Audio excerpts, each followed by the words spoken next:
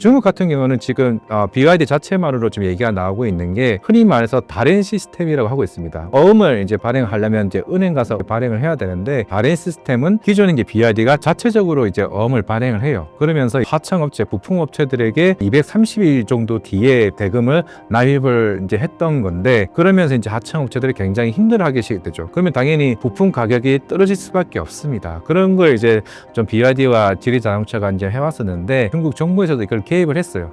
너네 그러면 안 된다. 60일 이내에 무조건 납입을 해라. 실제로 지금 이 어음만으로도 거의 한 72조 정도 묶여 있는 좀 상황이기 때문에. 최근 BYD 이야기가 많은데 어떤 내용인가요? 작년에도 그랬고 올해 1분기 때도 그렇고 BYD가 사실 뭐 테슬라까지 제치면서 점유율 1위까지 좀 올라왔었죠. 물론 이제 하나둘씩 지금 골마 터지는 부분들이 좀 나오고 있는 것 같습니다. 그 이유가 뭐냐면은, 일단 전년도 2023년도부터 BYD는 굉장히 공격적인 이제 캐파 증설을 통해 가지고 많은 자동차에 대한 출하를 해왔던 것도 사실이었습니다. 그만큼 가격도 굉장히 떨어졌겠죠. 물론 이제 최근에 대부분 이제 시청자들도 아시겠지만은 가격 인하 정책을 펼치게 되면서 뭐 체리 자동차나 아니면 지리 자동차와 같은 여러 이제 중국 전기차들이 본격적으로 가격 인하를 해왔었죠. 그 이유가 뭐냐면은 그만큼 공급 과잉이 될 수밖에 없었던 겁니다. 실제적으로 지금 거의 2년간 중국 전기차로만 재고 물량이 거의 한 300만 대 정도 수준까지 지금 올라오다 보니까 뭐 이런 얘기도 있어요. 왜냐면은 이제 중국에서는 그만큼 실적에 대한 압박을 통해서 그런 딜러들에게 압박을 주면은 이게 이 차량이 주행거리도 없는데 그 0km인데 그걸 중고차에 넘긴다고 합니다. 근데 이거를 판매가 완료된 걸 치는 거죠. 그러니까 우리가 알고 있는 중국 전기차의 이제 그 판매 데이터가 알고 보면은 이게 흔히 말하는 꼼수라고 좀 볼 수가 있는 거죠. 그래서 지금 신차 가격 인하와 중고차 가격이 거의 비슷하다고 할 정도로 지금 중국은 좀 그런 상황인 것 같습니다.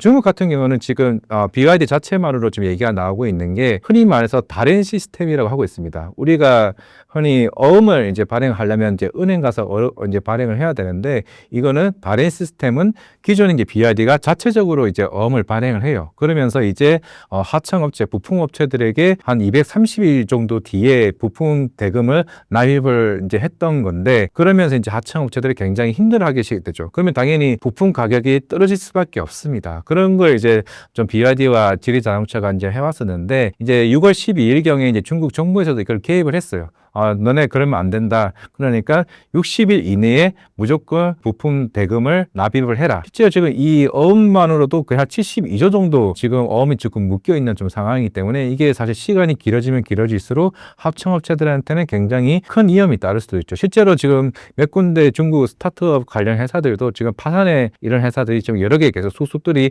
나오고 있는 측면이기 때문에, 과연 이게 중국 전기차의 방향성이 생각보다 글로벌 전기차까지 영향을 미칠 수 있는 굉장히 큰 사건이라고 생각하고 있습니다. BYD 문제가 갑자기 터진 이유는 무엇인가요? 결국에는 이제 우리가 BYD 주가도 최근에 엄청나게 가파르게 좀 올라왔었고, 테슬라까지 이제 유럽 시장에서도 테슬라를 제치고 BYD가 판매 대수가 이제 올라갔다 보니까, 물론 이제 우리가 이제 보이는 건 판매량이겠죠. 왜냐하면 BYD는 굉장히 낮은 가격으로 이제 판매를 계속 꾸준히 해왔었고, 근데 아까 말씀했다시피 BYD는 실제로 전년도에 그 캐파 증설을 하게 되면서 신규 인력만 그 20만 명을 이제 인력을 합충시켰습니다. 그러면 당연히 물론 중국 입장에서는 이 전기차가 많이 팔리게 되면 그에 따른 수익은 더 커지겠죠. 그런데 이게 팔면 팔수록 가격이 다운이 되고 있고, 근데 계속 이제 공장에서는 찍어내고 있습니다. 찍어내고 있다 보니까 수요가 그걸 뒷받침하지는 못하죠. 근데 우리는 판매 데이터만 봐도 테슬라보다 훨씬 더 많은 물량이 있는데, 하지만 그 공급하는 판매량이 공급하고 있는 출하량이 엄청나게 지금 많아지다 보니까 그게 지금 돌리고 있는 돌려막기 수준으로 좀 가고 있는 흐름이 조금 제2의 뭐 헝다 얘기도 좀 나오고 있는 부분이 아니었나 생각을 하고 있습니다. BYD 문제가 중국 전기차 업계의 위기라고도 해석을 할 수 있을까요? 물론 이제 중국 같은 경우는 물론 정부에서도 개입을 할 가능성이 굉장히 크고, 일단은 BYD도 이렇게 가격 인하 정책을 하게 되면은 가장 사실 먼저 쓰러질 회사들이 저 밑에 있는 전기차 업체들부터 없어지겠죠. 왜냐면은 BYD나 이런 지리자동차 같은 대형 자동차 업체가 가격 인하를 하게 되면은 일단은 가장 힘든 업체들이 저 7위 한 10위 정도에 있는 전기차 업체라 좀 생각하고 있습니다.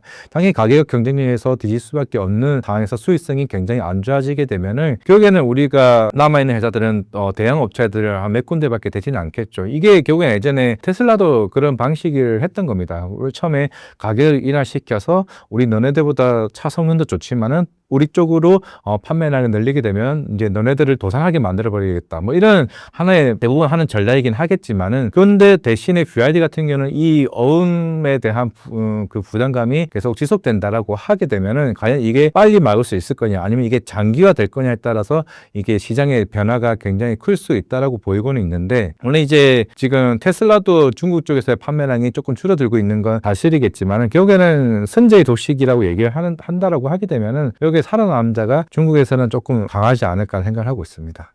BYD가 이렇게 어려우면 글로벌 전기차 업계는 어떻게 흘러갈까요?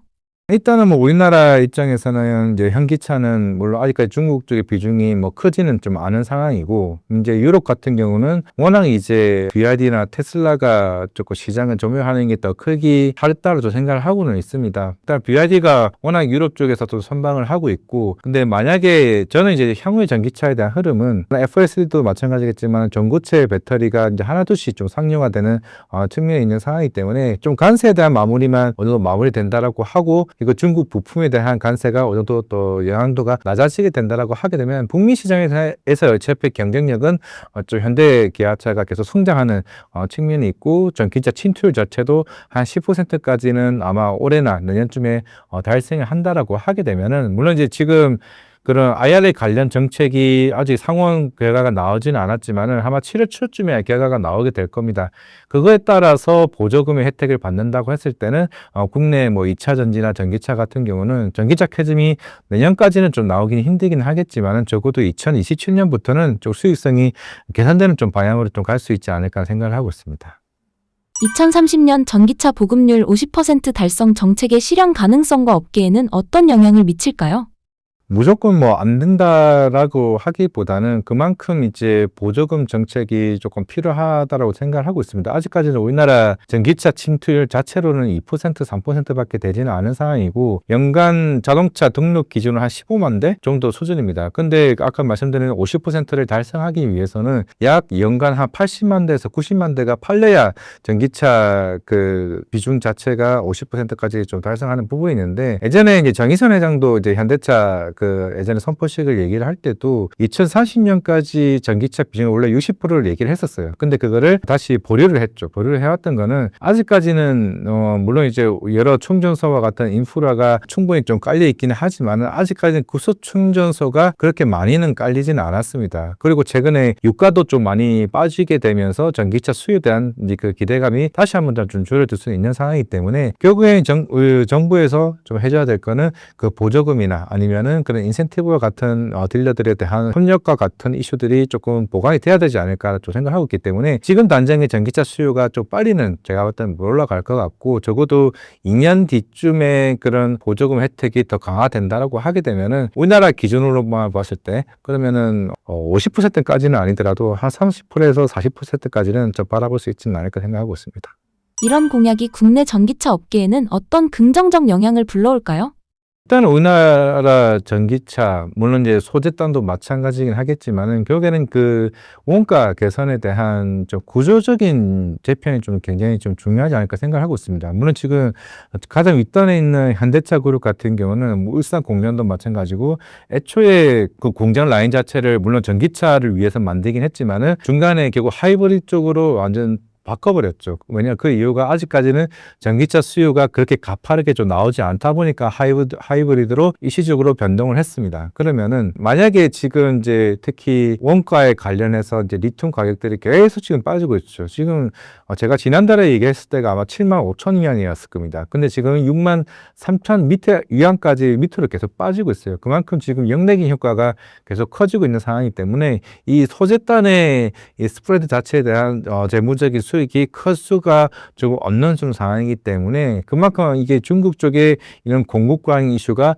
어느 정도 해소된다라고 하게 되면 그럼 가격이 반등을 하겠죠. 그러면서 이제 가격 협상과 관련해서 어느 정도 재무적 개선이 나오게 된다라고 하게 되면 뭐 양극재나 음극재나 그리고 동박이나 아니면 그 위에 있는 이제 배터리 업체들까지 수익성이 좀 개선되는 부분으로 갈 수 있지 않나라고 생각하고 있습니다.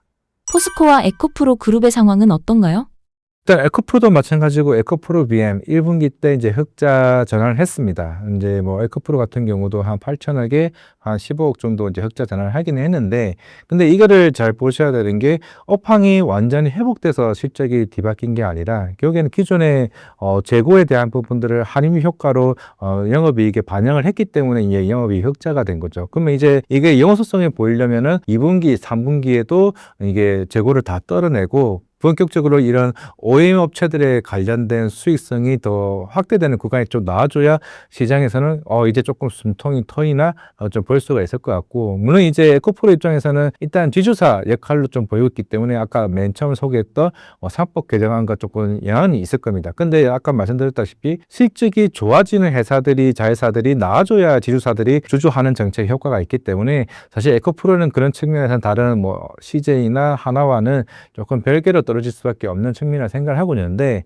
물론 지금 이제 관건이 이제 에코프로 BM의 이제 코스피 이전 상장 이슈가 있죠. 물론 1분기 때 철회가 됐습니다. 왜냐면은 그게 실적이 아직까지는 크게 회복이 못 됐기 때문에 그런 영향도 좀 있을 걸로 보이고는 있는데, 이제 결국에는 그 탄산리튬 가격이 반등이 나와줘야 그런 수산화 리튬이나 이런 영향권 있는 업체들이 효과를 좀 볼 수 있을까 좀 보고 있고, 이거 대신에 이제 에코프로 머티 같은 경우는 지금 전구체와 관련해서 좀 중국 그 시장에 좀 이슈가 나오게 되면서 조금 반사성을 좀 받을 수 있다고 좀 생각하고 있습니다. 물론 이제 전체적으로 좀 2차 전지는 제가 봤을 때는 바닥권인데 그 바닥권에서 맴돌면서 여기서 어떻게 장기적으로 벗어날 거냐, 아니면 빨리 나올 수 있느냐 여부는 좀 구조적인 문제라 좀 생각하고 있기 때문에 에코프로는 제가 볼 때는 한 6개월 정도는 조금 지켜보는 입장을 좀 말씀을 드리겠고, 포스코 그룹 같은 경우는 포스코 그룹이야 뭐 최근에 워낙 이제 철강 관련된 뭐 관세 이슈도 있었다라 좀 보고는 있긴 하겠지만은, 결국엔 이제 아르헨티나 관련된 그런 리튬 관련 이슈들도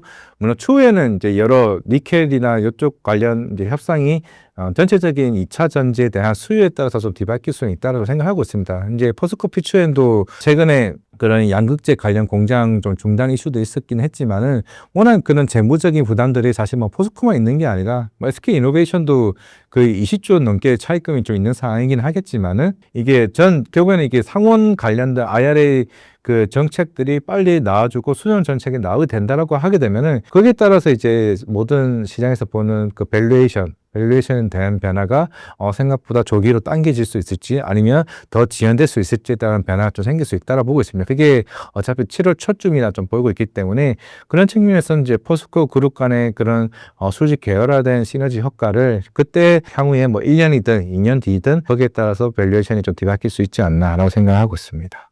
2차 전지나 전기차 관련 이슈 또는 주목할 만한 소식이 있나요?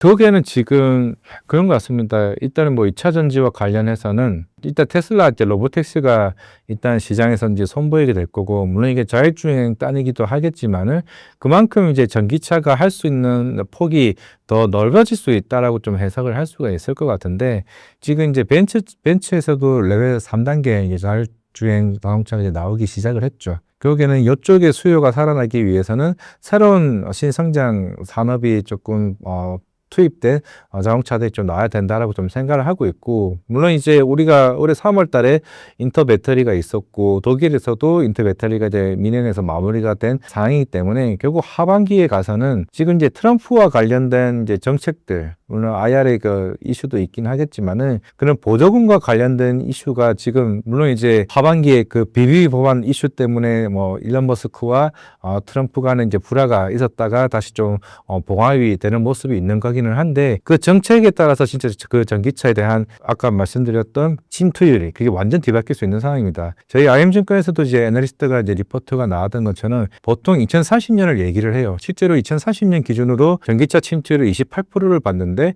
20%로 이제 하향시켰습니다. 침투율 자체를. 그만큼 그게 BBB 법안 그 시행 여부가 좀 굉장히 중요할 걸로 보이고 있는데 그게 따른 변화, 수정된 이슈 그게 좀 중요하지 않을까 생각을 하고 있습니다.